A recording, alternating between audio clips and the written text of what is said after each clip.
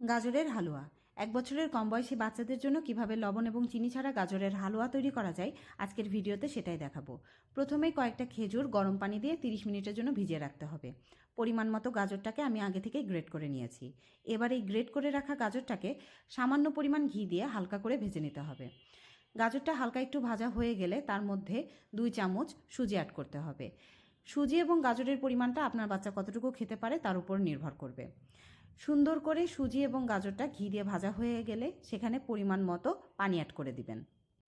এবার আগে থেকে ভিজিয়ে রাখা খেজুরটাকে সুন্দরভাবে চটকে তার ভেতরকার মিষ্টি ভাবটা বের করে নিয়ে ভালোভাবে ছেঁকে নিতে হবে। গাজরের হালুয়া রান্না করতে আমি মিষ্টি হিসাবে এখানে এই খেজুরের পানিটাকেই ব্যবহার করব। খেজুরের পানিটা যোগ করায় গাজরের হালুয়াটা বেশ একটা মিষ্টি ভাব আসবে। এবার এটাকে সুন্দর করে জাল দিয়ে যতক্ষণ পর্যন্ত আঠালো ভাবটা না আসে ততক্ষণ পর্যন্ত নাড়াচাড়া করে জাল দিতে হবে।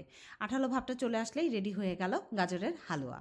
এভাবে আপনার বাচ্চাকে গাজরের হালুয়া পরিবেশন করে দেখবেন, আশা করি সে খেতে খুবই পছন্দ করবে। আমার বাচ্চা খেতে খুবই পছন্দ করে।